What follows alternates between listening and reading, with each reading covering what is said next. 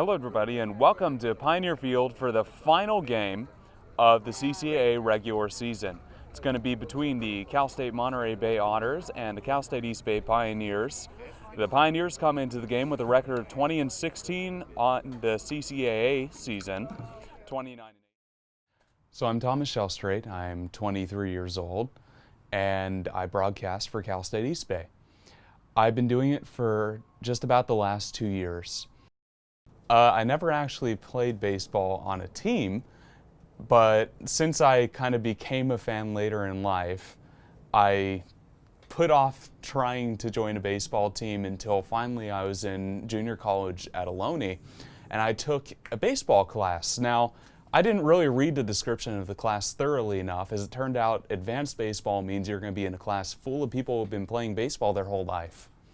So my first day there, I'm playing catch with a guy, and he just throws a heater straight at my face, clocks me in the nose, bleeding all over the place. It was terrible.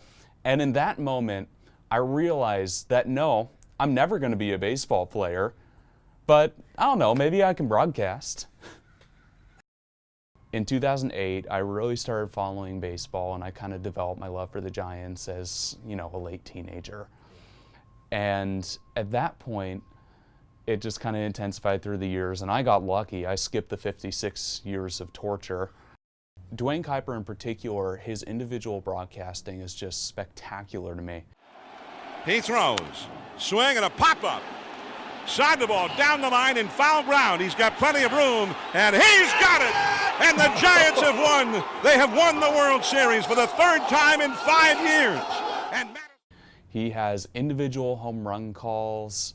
He has just emphasis behind his voice, and it's the passion that he puts into certain times throughout the game that really makes him an inspiration for me. And I've tried to replicate that at certain points, but I tried to replicate a lot of things in my own broadcasting, and in addition to having my own style. And it's going to be Rudy Navarro leading it off here in the bottom of the eighth, looking to mount a rally. Navarro taps the plate once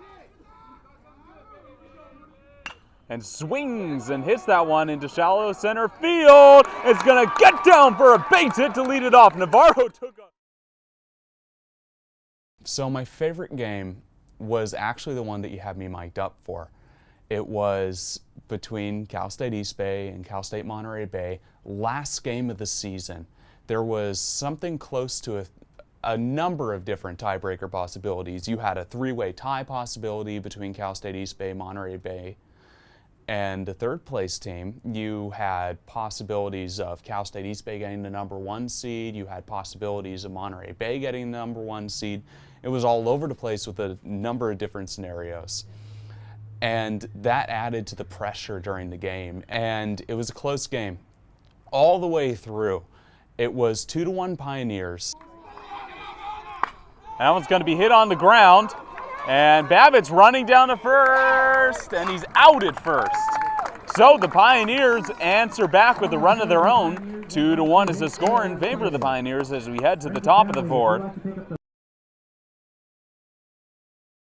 So the game moves on. The Pioneers get out of the jam in that inning, and you finally get to the eighth, and the Pioneers have the bases loaded, and Chris Porter stepping up to bat. Now Porter hits a grounder to the second base side, and the Monterey Bay second baseman gloves it and makes a great play to get the guy out at home. So Monterey Bay's out of trouble there, right? So they have 1 out now. Bases loaded, bottom of the eighth. If the Pioneers take the lead, you can head to the top of the ninth, put in Etkin, the Pioneers closer, by the way. So the Pioneers win this game. They'll be the first seed. So Peruggi steps up to bat, and he swings and hits it into right field. It's a base hit. 2 runs come in to score. The Pioneers take the lead 4-2, and it was just an explosion of energy because there was heat between the two teams. There was a lot of playoff implications on the line, and the Pioneers score 1 more run that inning, win the game 5-2, and they take the first seed heading into the playoffs. And it was, by the way, the first tournament that the Pioneers had gone to in program history. So it was a huge deal for the Pioneers. I don't think I'll ever get a chance to call for the Giants, but if I had a dream team, that would probably be it.